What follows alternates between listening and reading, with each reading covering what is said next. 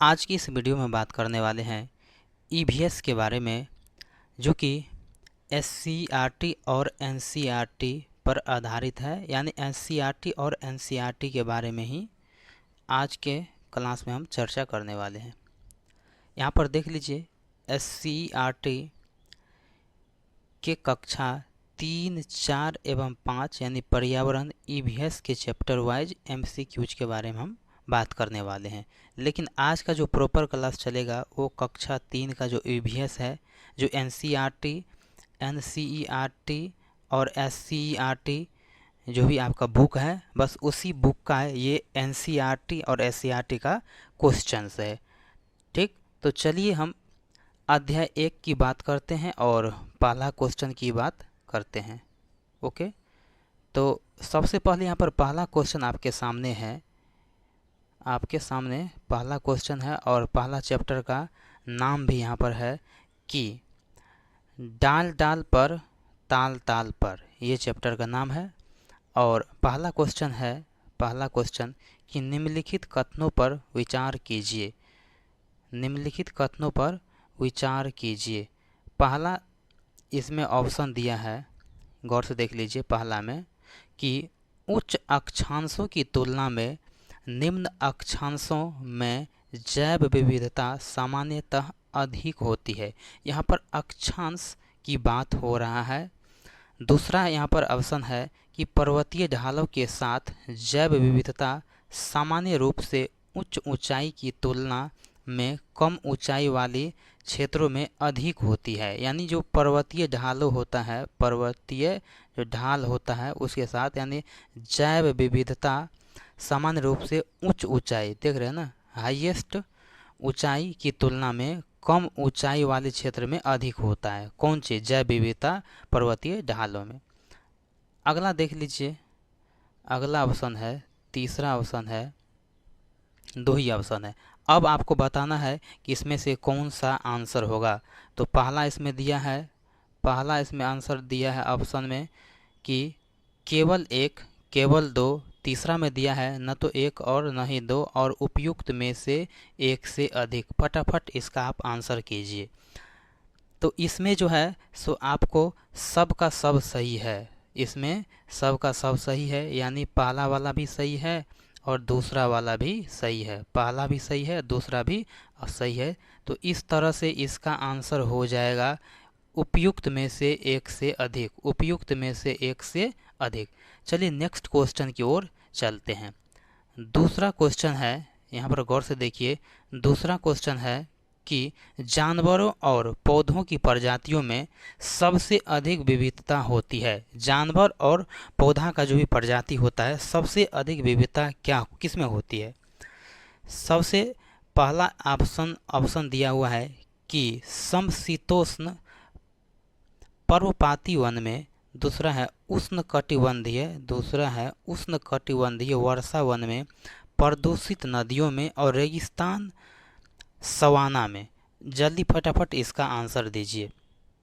तो इसका आंसर हो जाएगा, इसका आंसर हो जाएगा उष्णकटिबंधीय। इसका आंसर क्या होगा? उष्णकटिबंधीय हो जाएगा।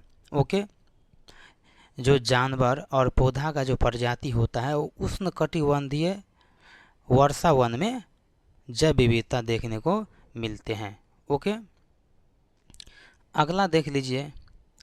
अगला तीसरा क्वेश्चन की बात करते हैं। तो तीसरा क्वेश्चन देख लीजिए। सवाल है कि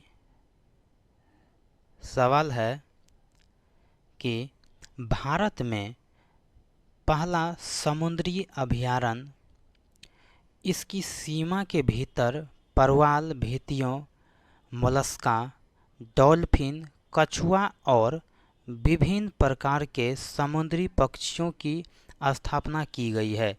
फटाफट इसका आंसर दीजिएगा, फटाफट इसका आंसर दीजिएगा। पहला नंबर में है कि सुंदरवन। यहाँ पर देख लीजिए, पहला में दिया है सुंदरवन, पहला हो गया सुंदरवन। दूसरा की बात करेंगे तो चिल्का झील, तीसरा हो गया कच्छ की खाड़ी और चौथा हो गया लक्षद्वीप। फटाफट इसका आंसर दीजिए, फटाफट इसका आंसर दीजिए। तो आप जानते हैं कि कच्छ की खाड़ी जो होता है, कच्छ की खाड़ी ये समुद्री पक्षियों की स्थापना की गई है किस में? कच्छ की खाड़ी में। ओके, चलिए अगला क्वेश्चन की ओर बात करते हैं। तो यहाँ पर देख लीजिए 4 नंबर का क्वेश्चन है। चलिए इस पे डिटेल से चर्चा करते हैं। 4 नंबर का क्वेश्चन है, 4 नंबर का, कि निम्नलिखित में से किस राष्ट्रीय उद्यान की जलवायु, यहाँ पर राष्ट्रीय उद्यान की बात हो रहा है, राष्ट्रीय उद्यान की जलवायु उष्णकटिबंधीय से उपोष्णकटिबंधीय और समशीतोष्ण और आर्कटिक की तरह भी भिन्न होती है, अलग होती है। इसमें से आपको आंसर बताना है। पहला ऑप्शन इसमें से दिया है कि कंचनजंगा राष्ट्रीय उद्यान, नंदा देवी राष्ट्रीय उद्यान, न्योरा राष्ट्रीय उद्यान, और अगला दिया है नमदाफा, अगला दिया है नमदाफा राष्ट्रीय उद्यान। तो फटाफट इसका आंसर दीजिएगा, फटाफट इसका आंसर दीजिएगा। तो इसका आंसर क्या हो जाएगा? इसका आंसर हो जाएगा नमदाफा राष्ट्रीय उद्यान। नमदाफा राष्ट्रीय उद्यान जो है सो आर्कटिक की तरह क्या है? तो भिन्न होती है। ओके, चलिए अगला क्वेश्चन की बात करते हैं, नेक्स्ट क्वेश्चन की बात करते हैं। अगला क्वेश्चन है, यहाँ पर देख लीजिए, अगला क्वेश्चन 5 नंबर का क्वेश्चन है कि जीवों में बड़े पैमाने पर विविधता का कारण है। क्या इसका कारण है? जीव में बड़े पैमाने पर विविधता का कारण है। पहला कारण है अनुकूलन, दूसरा है सहयोग, तीसरा है उत्परिवर्तन, और चौथा है पॉलीप्लोइडी नाम है। ठीक, तो क्या इसका आंसर हो जाएगा? पौधों में बड़े पैमाने पर विविधता का कारण क्या है? तो इसमें अनुकूलन, इसमें क्या होगा? अनुकूलन इसका राइट आंसर हो जाएगा, अनुकूलन। ओके, चलिए नेक्स्ट क्वेश्चन की बात करते हैं। नेक्स्ट क्वेश्चन है कि 6 नंबर का, कि सबसे स्थिर पारिस्थितिकी तंत्र कौन सा है? सबसे स्थिर, महासागर जिसको समुद्र बोलते हैं, वन, पर्वत और रेगिस्तान। फटाफट इसका आंसर दीजिएगा कि सबसे स्थिर पारिस्थितिकी तंत्र कौन है। देखिए यहाँ पर समुद्र की बात हो रहा है, महासागर की बात हो रहा है, तो यही आपका क्या हो गया? सबसे स्थिर पारिस्थितिकी तंत्र इसी को माना जाता है। किसको? समुद्र यानी महासागर को। ओके, नेक्स्ट क्वेश्चन की ओर चलते हैं। नेक्स्ट क्वेश्चन, और अगला क्वेश्चन है आपके सामने, अगला क्वेश्चन है 7 नंबर का कि विश्व जैव विविधता दिवस कब मनाया जाता है? फटाफट इसका आंसर दीजिएगा, विश्व जैव विविधता दिवस कब मनाया जाता है? 7 नंबर का आंसर दीजिए, विश्व विविधता दिवस कब मनाया जाता है? तो सब जानते हैं कि 22 मई को मनाते हैं, 22 मई को मनाते हैं। ये तो बिल्कुल आसान था। चलिए नेक्स्ट क्वेश्चन की ओर चलते हैं। अगला क्वेश्चन है 8 का, कि निम्नलिखित में से कौन सा स्थल वनस्पतियों के संरक्षण की यथास्थान विधि के लिए स्थल नहीं है? फटाफट इसका आंसर दीजिएगा। पहला है बायोस्फीयर रिजर्व, दूसरा है बोटनिकल गार्डन, तीसरा है राष्ट्रीय उद्यान, और चौथा है वन्य जीव अभ्यारण्य। इसका आंसर क्या होगा? फटाफट इसका आंसर दीजिए। तो सवाल यहाँ पर है कि स्थल वनस्पतियों की संरक्षण यानी कंजर्वेशन की यथा स्थान विधि के लिए स्थल नहीं है, तो इसका आंसर हो जाएगा क्या? इसका आंसर हो जाएगा बॉटनिकल गार्डन।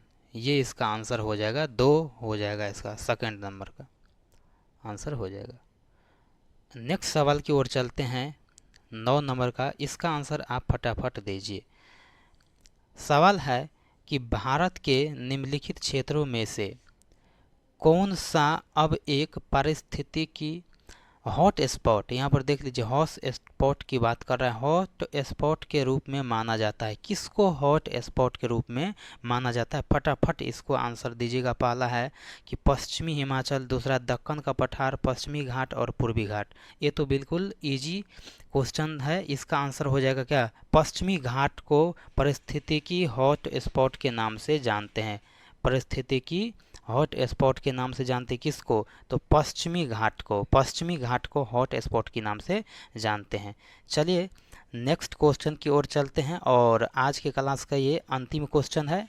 ये आज की क्लास का अंतिम क्वेश्चन है कि भारत में निम्नलिखित में से किस राज्य में सबसे बड़ा अंतर्देशीय खरा आर्द्र भूमि है? इसका आंसर फटाफट बताइए। क्या गुजरात है, क्या हरियाणा है, क्या मध्य प्रदेश है, या राजस्थान है?